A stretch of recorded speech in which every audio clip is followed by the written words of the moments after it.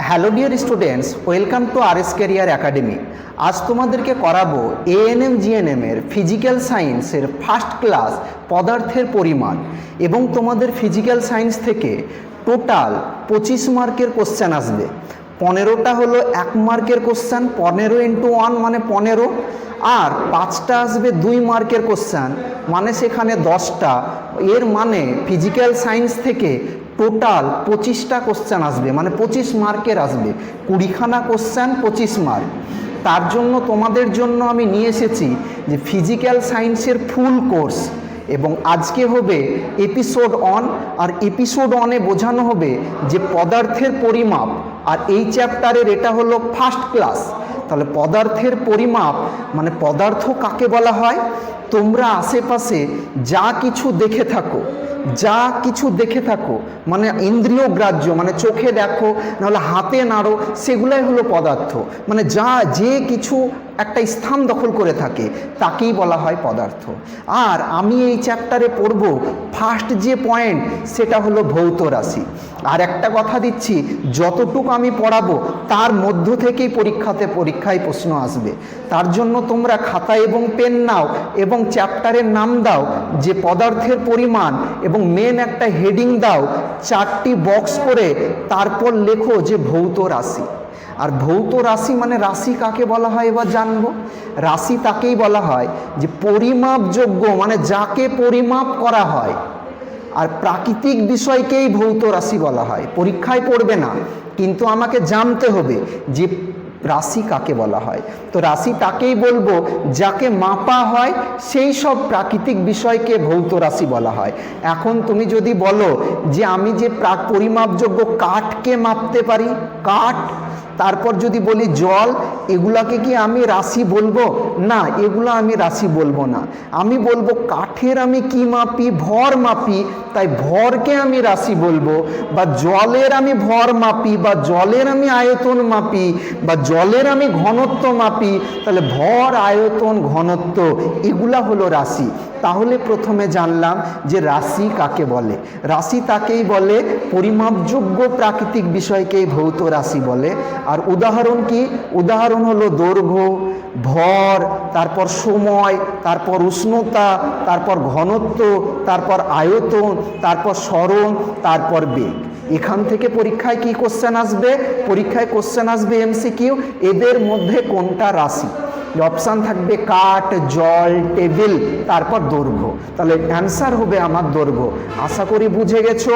আর next আবার কি করবে? খাতা এবং পেন নিয়ে আবার মেন হেডিং দিবে। মেন হেডিংয়ে লিখবে যে রাশির প্রকারভেদ, মানে আমি বুঝবো রাশিকে কয় ভাগে ভাগ করা হয়। মনে রাখবে রাশিকে 2 ভাগে ভাগ করা হয়, একটা হলো স্কেলার রাশি, আর একটা হলো ভেক্টর রাশি। তাহলে এখান থেকে কি পরীক্ষায় প্রশ্ন আসবে? আসবে না। আমাকে জানতে হবে যে স্কেলার রাশি কি জিনিস, আর ভেক্টর রাশি কি জিনিস, আর এর উদাহরণ কি, এবং সেখান থেকে পরীক্ষায় প্রশ্ন আসবে। তার জন্য আমি চলে আসলাম স্কেলার রাশিতে। তাহলে স্কেলার রাশিতে আমি হেডিং দিব যে স্কেলার রাশি বলে। স্কেলার রাশিতে কি কি জানবো? যে স্কেলার রাশির মান আছে, অভিমুখ নাই।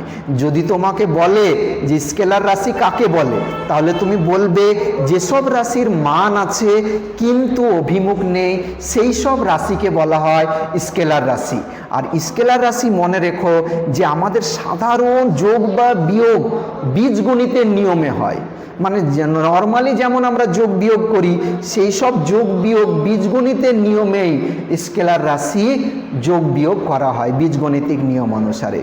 আর মনে রেখো যে স্কেলার রাশি আর স্কেলার রাশিকে যদি আমি গুণ করে দিই, যেমন একটা স্কেলার রাশি দৈর্ঘ্য আর একটা স্কেলার রাশি দৈর্ঘ্য, দুটোকেই যদি আমি গুণ করে দিই, তাহলে আমি পাবো স্কেলার রাশি। তাহলে যদি পরীক্ষায় প্রশ্ন আসে যে স্কেলার রাশি আর স্কেলার রাশির গুণফল আমি কি পাবো, তাহলে আমার অ্যান্সার হবে স্কেলার রাশি। আর স্কেলার রাশির আমার উদাহরণ কি? উদাহরণ হলো দৈর্ঘ্য, উদাহরণ হলো ভর, উদাহরণ হলো উষ্ণতা, সময়, ঘনত্ব, আয়তন, কার্য, দ্রুতি, শক্তি আর চাপ, এগুলা হলো কি স্কেলার রাশি।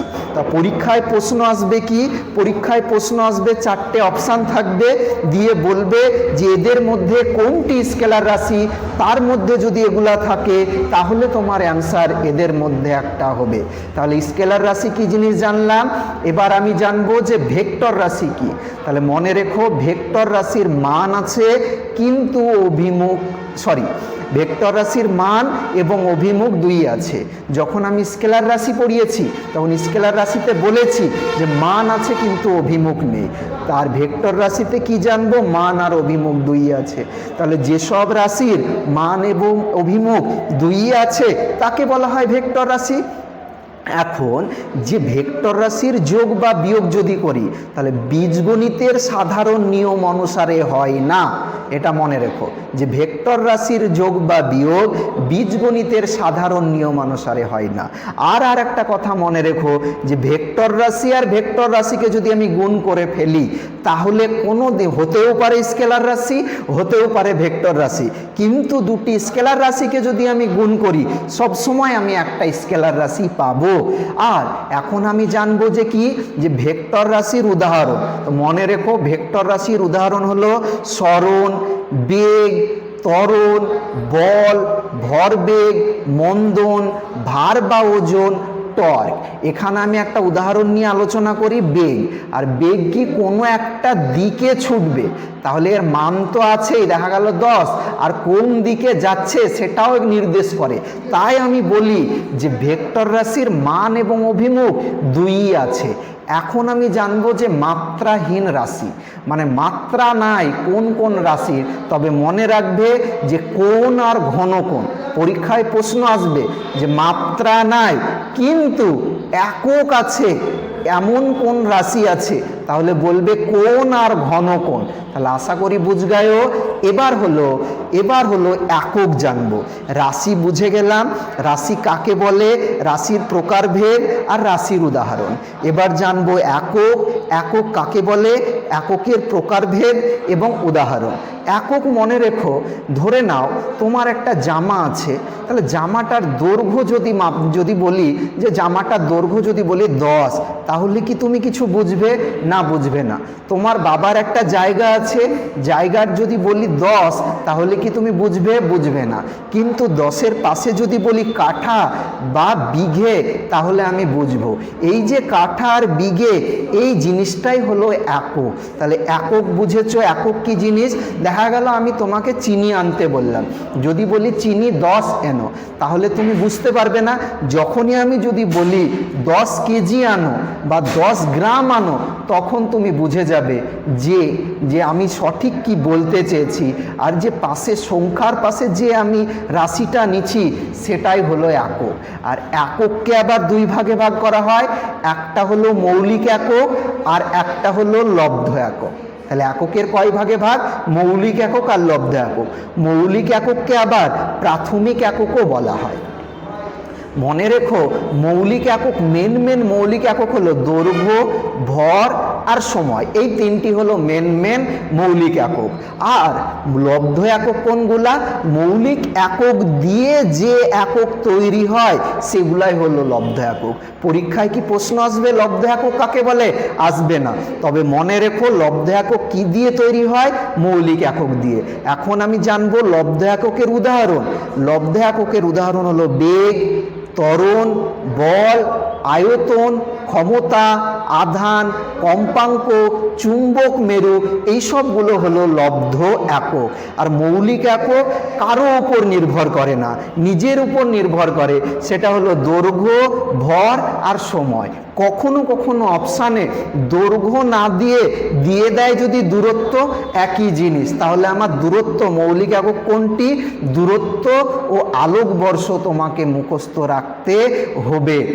আর যদি তোমরা যদি ভালো করে বুঝতে পারো, যদি বোঝো, তাহলে অবশ্যই কমেন্টসে জানাও যে বুঝতে পারছি এবং আরও ক্লাস এইরকম চাই চ্যাপ্টার ওয়াইজ, তাহলে আমি দিতে থাকবো ক্লাস। এবার আমি জানবো মেন হেডিং দাও তোমরা খাতা এবং পেন নিয়ে, হেডিংয়ের নাম দাও এককবিহীন ভৌত রাশি। তাহলে পরীক্ষায় প্রশ্ন আসে এবং পাশে ভিবিআই দিয়ে রাখো। ভিবিআই দিয়ে কি লিখবে, যে এককবিহীন ভৌত রাশি। তাহলে এককবিহীন ভৌত রাশি হলো, একটা হলো আপেক্ষিক গুরুত্ব, আপেক্ষিক গুরুত্বর একক নাই। আবার মনে রাখবে আণবিক গুরুত্ব, আণবিক গুরুত্বের একক নাই। আবার মনে রাখবে পারমাণবিক গুরুত্ব, এরও একক নাই। কিন্তু একক আছে কিন্তু মাত্রা নাই যদি বলে, তাহলে অ্যান্সার হবে কোণ আর ঘনকোণ। আশা করি বুঝতে পেরেছ। এবার আমি জানবো যে এককের বিভিন্ন পদ্ধতি, আর এককের মনে রাখবে 3টি পদ্ধতি আছে সাধারণত। একটা পদ্ধতি হলো সিজিএস, সিজিএস এর মানে সি মানে সেমি, মানে হলো দৈর্ঘ্যের একক সেমি, আর জি মানে হলো গ্রাম, মানে ভরের একক গ্রাম, আর সময়ের একক সেকেন্ড, তাই এর নাম হয়েছে সিজিএস। যদি তাহলে পরীক্ষায় প্রশ্ন আসে সিজিএস পদ্ধতিতে দৈর্ঘ্যের একক কি, তাহলে তুমি বলবে মিটার। যদি প্রশ্ন আসে সিজিএস পদ্ধতিতে ভরের একক কি, তাহলে তুমি বলবে গ্রাম। তাছাড়াও আর একটা পদ্ধতি আছে এমকেএস পদ্ধতি, মানে কি মিটার কিলোগ্রাম সেকেন্ড। সেটাকে আবার আর একটা সংক্ষেপে নাম হয়, সেটার নাম হলো এসআই পদ্ধতি। আর একটা পদ্ধতি আছে এফপিএস পদ্ধতি, তোমাদের সিলেবাসে নাই, তাই তোমার মুখস্থ করার দরকার নাই। তবে এখান থেকে যদি কোশ্চেন আসে যে সময়ের একক 3টি পদ্ধতিকে কত কি, তখন বলবে সেকেন্ড। মানে এমকেএস, এফপিএস এবং সিজিএস পদ্ধতিতে একই একক। এবার নেক্সট পয়েন্ট দিবে যে প্রাথমিক বা মৌলিক একক। প্রাথমিক বা মৌলিক এককের এসআই একক করব, টোটাল 7টির এসআই একক করব। পরীক্ষায় প্রশ্ন আসবে এসআই পদ্ধতিতে প্রাথমিক বা মৌলিক একক কটি, তো অ্যান্সার হবে 7টা। তাহলে সেই 7টার নাম হলো দৈর্ঘ্য, আর দৈর্ঘ্যের এসআই একক হলো মিটার। আবার ভরের এসআই একক হলো কিলোগ্রাম। তারপর হলো সময়ের কি এসআই পদ্ধতিতে একক হলো সেকেন্ড। তারপর হলো তাপমাত্রার এসআই একক হলো কেলভিন। আর তড়িৎ প্রবাহের এসআই একক হলো অ্যাম্পিয়ার। দীপন প্রাবল্যের এসআই একক হলো ক্যান্ডেলা। আর পদার্থের পরিমাপের একক হলো মোল। এছাড়াও আরও দুটো একক আছে, তারা হলো কোণ আর ঘনকোণ। আর তাদের একক কি, কোণের একক মনে রাখবে রেডিয়ান, আর ঘনকোণের একক হলো স্টেরেডিয়ান। আশা করি বুঝতে পেরেছ। এবার আমি করাবো যে এসআই পদ্ধতি আর সিজিএস পদ্ধতিতে বিভিন্ন একক করাবো। মানে যেমন ক্ষেত্রফলের একক সিজিএস পদ্ধতিতে সেমি স্কোয়ার, আর এসআই পদ্ধতিতে হলো মিটার স্কোয়ার। এগুলো তোমাকে মুখস্থ করতে হবে। আর তোমরা যদি কোশ্চেন সেট চাও, তাহলে হোয়াটসঅ্যাপের লিঙ্ক নিচে দেওয়া আছে, সেখানে তোমরা একবার কন্ট্যাক্ট করে নিও। তারপর হলো আয়তনের সিজিএস একক কি, তো অ্যান্সার হবে সেমি কিউব, আর আয়তনের এসআই একক হলো মিটার কিউব। আবার ঘনত্বের সিজিএস একক কি হবে, গ্রাম পার সেমি কিউব, মানে গ্রাম পার ঘন কিউবও বলা যায়। তাছাড়া এসআই একক হবে কেজি পার মিটার কিউব। তারপর বেগের একক সিজিএস পদ্ধতিতে সেমি পার সেকেন্ড, আর এসআই পদ্ধতিতে হলো মিটার পার সেকেন্ড। আবার ত্বরণের একক সিজিএস পদ্ধতিতে সেমি পার সেকেন্ড স্কোয়ার, আর এসআই পদ্ধতিতে হলো মিটার পার সেকেন্ড স্কোয়ার। বলের একক সিজিএস পদ্ধতিতে ডাইন, আর এসআই পদ্ধতিতে হলো নিউটন। আর এবার হলো এই পেজই হলো লাস্ট। এবার আমি জানবো এই 3টে। আর যদি তোমাদের ক্লাস ভালো লেগে থাকে, তাই একবার কমেন্টসে জানাও যে ক্লাস ভালো লাগছে, আরও ক্লাস চাই। তাহলে চ্যাপ্টার ওয়াইজ, টপিকস ওয়াইজ একটা কোর্স তৈরি করব। এখন হলো ভরবেগের একক কি, গ্রাম সেমি পার সেকেন্ড। কোন পদ্ধতিতে, সিজিএস পদ্ধতিতে। এসআই পদ্ধতিতে কি, কেজি মিটার পার সেকেন্ড। চাপের একক কি, চাপের একক ডাইন পার সেমি স্কোয়ার। এসআই পদ্ধতিতে কি, নিউটন পার মিটার স্কোয়ার। এটার আবার ডাকনাম আছে, ডাকনাম হলো পাস্কাল। আর রোধের সিজিএস একক তোমাদের মনে রাখার দরকার নাই, মনে রাখবে এসআই একক। এসআই একক হলো ওহম। তাহলে এই দিকের যেগুলা ছিল সেগুলো হলো এসআই একক, আর এই পারে যেগুলো ছিল সেগুলো হলো সিজিএস একক। এই ছিল আজকের ভিডিও। নতুন ভিডিও পেতে অবশ্যই চ্যানেলটি সাবস্ক্রাইব করে দিও।